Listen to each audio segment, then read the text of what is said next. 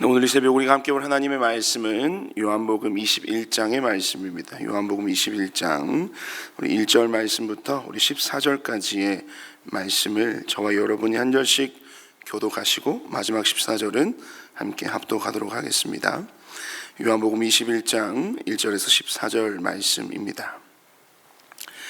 그 뒤에 예수께서 디베랴 바다에서 다시 제자들에게 자기를 나타내셨는데 그가 나타나신 경위는 이러하다.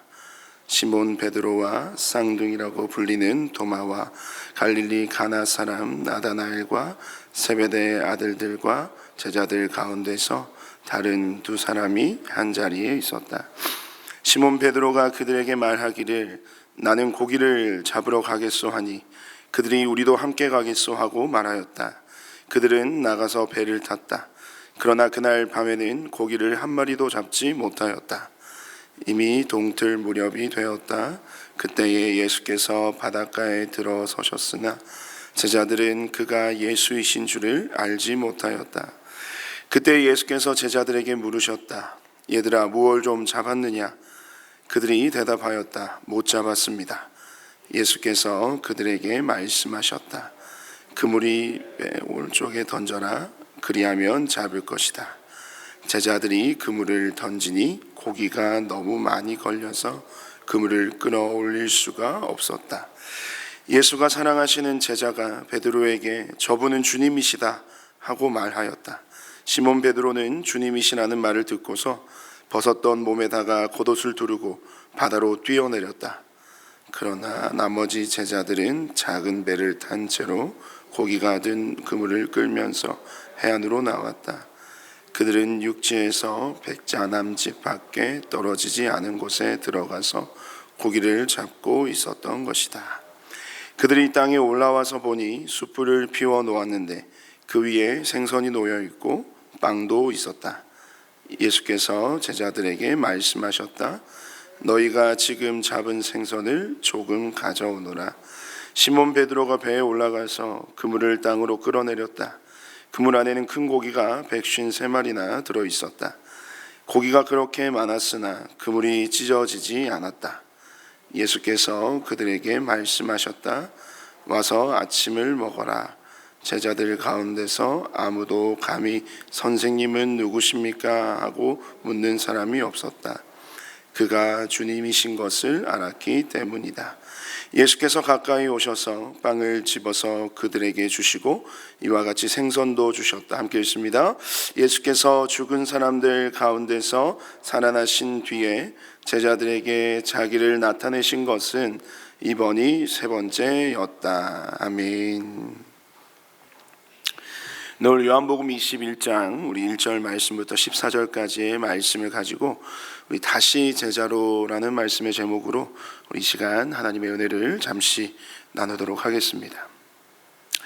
오늘 본문 21장의 분위기는요, 너무나도 이상하리만큼 일상적이고 또 평범한 그 어촌의 분위기가 연출되고 있음을 볼 수 있습니다. 그 오늘 배경이 되는 디베랴 이 바다, 디베랴 호수는요, 우리가 잘 알고 있는 이 갈릴리 호수의 다른 이름입니다. 그곳에서 많은 추억이 있었죠. 그곳에서 많은 사건이 있었습니다. 누구와요? 예수님과의 많은 시간들을 그곳에서 보내었었죠. 많은 추억이 있었던 그 제자들이 그 좋은 추억들을 뒤로한 채 자신들의 일상의 그 평범한 삶의 자리였던 그곳에서 이 물고기를 잡기 위해 이 바다로 나가는 이 모습은요, 이 마치 예수님이 제자로 부르시기 이전의 삶의 자리로 이 마치 순간 이동을 한 것처럼, 이 과거로 타임슬립을 한 것처럼 아주 일상적이고 평범한 그 일상을 살아가고 있는 제자들의 모습이 비춰지고 있습니다. 하지만 이 시점은 예수님과 함께한 이후 그들이 예수님을 통하여 수많은 기적을 경험하고 그 예수님이 메시아이심을 증거되는 그 모든 현장에서 주님의 제자로서 살아간 그 이후의 삶의 시간들이라고 한다면 이 모습은 너무나도 우리에게는 어색하게 보여지는 것이죠. 이 본문의 시점은 예수님이 죽으시고 부활하신 이후라는 점을 생각해 본다면 다시 아무렇지도 않게 그 생업의 자리로 돌아간 이 제자들의 모습을 바라보고 있노라니 제가 마음이 다 서운해지고 또 섭섭한 마음이 드는 것입니다. 예수님이 돌아가신 지 불과 이 한 달도 채 안 된 상황인데요, 그 예수님의 죽으심을 애도하거나 예수님을 부인하며 돌아섰던 그 스스로의 모습을 부끄럽게 느끼는 것이 아니라, 혹은 그 모습에 대해서 주님 앞에서, 하나님 앞에서 이 자숙을 해도 모자랄 판인데, 이 마치 아무 일도 없었던 것처럼 예수님과 함께 했던 모든 시간들이 마치 그 한낱 꿈과 같은 일이었던 것처럼 너무나도 아무렇지도 않게 살아가고 있는 제자들의 모습이 다소 실망스럽기도 합니다. 물론 짧은 시간 동안 그들이 겪었던 그 예수님의 순환과 죽으심은 그들에게 정신적인 충격, 이 트라우마로 자리 잡았을 수도 있겠죠. 그래서 애써 모른 척 외면했을지도 모르겠습니다. 이 그물을 버려두고 예수를 따랐던 그 제자로서의 첫 걸음, 이 첫 마음, 그 마음은 자신의 모든 삶의 소망을 주님 앞에 두는 것이었어요. 하지만 자신들이 생각하기에 이 자신의 전부라고 생각했던 그 예수님이 죽으셨다, 예수님께 두었던 그 소망 또한 한순간에 사라져 버린 것이죠. 그래서 그들은 다시 예수님을 만나기 이전에 그들의 인생에 소망을 두었던 또 다른 다시 그 세상으로 돌아가 버린 것입니다. 여전히 세상 속에서 그 삶의 소망을 찾게 되고, 먹고 살기 위해, 또 자신들의 생명을 부지하기 위해, 자신들의 가정을 지키기 위해 다시 한번 그 자신이 소망을 두었던 그 세상으로, 그 삶의 터전으로 그렇게 돌아가 버린 것입니다.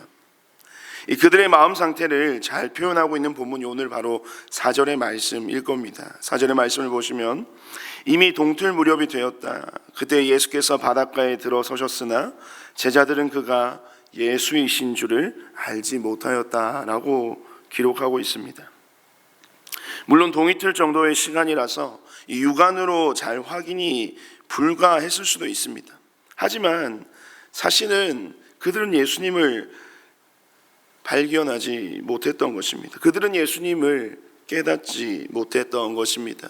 그들의 생각 속에는 이미, 그들의 인생의 시간 속에는 이미 예수님은 존재하지 않는 분이었기 때문입니다. 이러한 그들의 모습은 분명 그들의 마음의 상태 혹은 영적인 상태, 그 삶의 모습을 여실히 보여주고 있는 말씀이라고 생각됩니다. 이미 예수님이라는 존재는 자신들의 기억, 자신들의 생각, 자신들의 인생의 시간에서 잊어버린 채 이 당장 자신이 살아가야 할 내일의 염려를 가득 품고 그들은 바다로 떠났던 것입니다. 그 바다로 떠난 그들의 손에는 무엇이 들려 있습니까? 그 소망이 넘치고 그 미래에 대한 희망으로 다시 한번 살아갈 궁리를 하며 떠났던 그 바다에서는 아무것도 그들을 충족해 주지 못했던 것입니다. 여전히 그들의 손에는 빈 그물밖에 없는 이 소망이 없는 바다로 그들은 또다시 향하고 있었던 겁니다. 마치 세상에 소망이 없음을 알고도 그 세상 속에서 여전히 미련을 두고 살아가는 저와 여러분들의 삶의 모습처럼 말이죠. 그런 제자들을 요한은 어쩌면 이 세상에서 가장 쓰디쓴 패배를 경험하여 다시 일어설 수 없을 정도로 무너져버린 실패자로 그리고 있습니다. 하지만 그런 그들을 지금 부활하신 예수님이 찾아오셨다는 거죠. 그 실패와 절망의 순간, 아무런 소망도 희망이 없는, 여전히 빈 그물밖에 없는 그들의 삶을 향하여 지금 부활하신 주님이 다시 찾아오셨다는 것, 이것이 오늘 우리의 말씀의 포인트가 되는 것입니다. 부활하신 주님은 왜 그들을 다시 찾아오셨을까요? 그들의 모든 잘못을 책망하기 위해서, 그들을 벌하시기 위해서, 예수님을 부인하고 떠나고 어쩌면 예수님을 잊고 살아가고 있는지도 모르는 제자들을요, 책망하시기 위해서 이 자리에 오신 것이 아니라는 겁니다. 그들을 이 실패자가 아닌 다시 일어서는 사명자로, 그 실패를 딛고 다시 일어서는 사명자로서의 삶을 회복시키기 위하여 오늘 다시 한번 부활하신 주님은 그들을 찾아오셨다는 겁니다. 오늘 우리는 이 만남을 통해서 그 예수님의 부름에 관한, 그 예수님의 부르심에 관한 중요한 두 가지 특징을 볼 수 있습니다. 그 첫째는요, 예수님의 부르심에는 실패가 없다라는 것입니다. 세상의 관점으로 볼 때는 실패한 것처럼 보였습니다. 하지만 이 예수님은요, 그 하나님은요, 그들을 부르신 그 주님은요, 더 멀리, 더 넓게 그들의 삶을 바라보고 계셨던 것이죠.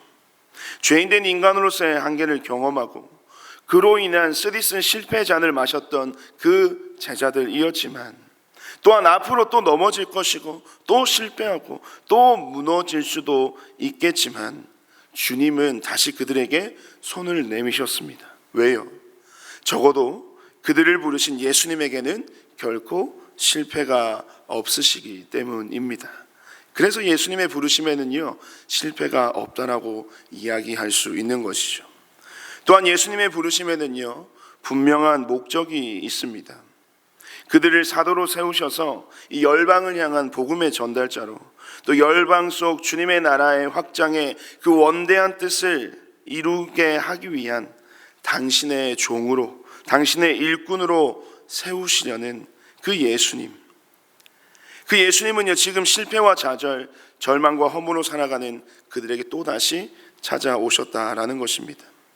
비록 그들은 지금 실패의 자리에서 패배자의 모습으로, 아무런 소망 없는 모습으로 살아가고 있었지만, 처음 제자들을 만났던 그때처럼 동일하게 그들에게 콜링하고 계신 겁니다. 그리고 예수님은 그들을 통해 그들을 세우신 그 목적을 반드시 이루고야 마시는 분이라는 것을 우리는 사도행전의 모든 역사를 통해서 보게 되는 것입니다. 그렇기 때문에 예수님의 부르심에는 분명한 목적이 있고, 그 목적을 주님은 반드시 이루시는 분이심을 우리는 보게 되는 것이죠. 주님의 제자로 부름을 받아 하나님의 뜻을 이루어가는 것, 그 모든 주권, 그 주체자는 우리가 아니라 주님이심을 보게 되는 오늘의 본문의 장면인 것입니다. 사실 제자들에 관한 이 이야기는요, 오늘 바로 저와 여러분의 삶의 이야기일 겁니다. 우리는 하나님 앞에서 숱한 실패를 경험하며 살아가죠. 세상에서의 실패가 아니라 이 신앙 안에서, 믿음 안에서 실패를 날마다 우리는 경험하고 있지 않습니까? 우리가 신앙생활하며 경건생활하고 있지만, 말씀을 듣지만 말씀대로 살아가지 못하고, 또 기도는 하지만 기도의 능력을 온전히 신뢰하지 못하고, 예배는 늘 드리지만 예배에 감격이 없이 살아가는, 성도라 불리기 참 민망한 삶을 살아갈 때가 우리는 종종 있습니다. 그런 우리들의 모습을 보면 결국 우리 안에 이 제자들의 모습이 있음을 보게 되는 것이죠. 사실 다른 어떤 것, 이 다른 누군가로 인해 받는 시험보다요, 우리가 살아가면서 우리는 느끼지 않습니까? 우리 스스로의 모습에 실망하며 낙심하게 되거나 또 시험 들 때가 참 많은 것 같습니다. 하지만 그럴 때마다 우리는 오늘 이 제자들을 찾아오신 그 예수님을 기억해야 할 것입니다. 예수님의 택하심, 예수님의 부르심, 예수님의 여러분들을 당신의 자녀 삼으심에는 결코 실패가 없음을 말이죠. 우리가 부족하고 연약한 것은 어쩌면 당연한 것입니다. 왜냐? 그래야만이 주님이 우리를 통해서 일하시기 때문입니다. 우리의 삶의 연약함으로 인한 그 여러분 삶의 실패를 걱정하지 말고, 우리를 통해 여전히 일하고 계시는 그 하나님의 역사의 손길에 소망을 두며 오늘 하루도 세상 가운데 승리하는 저와 여러분의 삶이 되시기를 주님의 이름으로 축복드립니다. 우리 시간 함께 말씀을 기억하면서 우리 합심하여 기도했으면 좋겠는데요, 우리 오늘 이렇게 한번 기도했으면 좋겠습니다. 늘 실패하고 넘어지며 연약하여 날마다 무너지는 나에게는 역시나 소망이 없음을 보게 됩니다. 하지만 나를 주의 자녀 삼으시고 당신의 제자로 부르시니가 주님이시기에 소망 하나 없는 나의 인생이 비로소 주님 안에서 소망이 있음을 믿음으로 고백하는 이 새벽의 자리가 되게 하여 주시옵소서. 주님의 부르심에는 실패도 없고 또 실수도 없으심을 내가 믿사오니 오늘도 부족한 자의 삶을 들어 사용하여 주시고 작고 연약한 나이지만 주님의 부르신 목적을 따라 보내진 삶의 자리에서 주의 복음과 영광을 드러내는 예수 제자로 살아가게 하여 주시옵소서라고 기도합시다. 또한 오늘 본문 말씀에 이 제자들에게 조반을 먹이시는 것처럼 세상 속 예수 그리스도를 살아내기 위한, 우리를 위한 조반을 우리의 각자의 삶 가운데 공급해 주셔서 오늘도 주님으로 말미암아, 그 은혜로 말미암아 주어진 하루를 힘써 살아내는 예수 제자로 나의 삶을 충만케 하여 주시옵소서라고 우리 말씀을 기억하면서 함께 합심하여 기도하시고요. 오늘은 교회를 위해서 함께 기도하는 날입니다.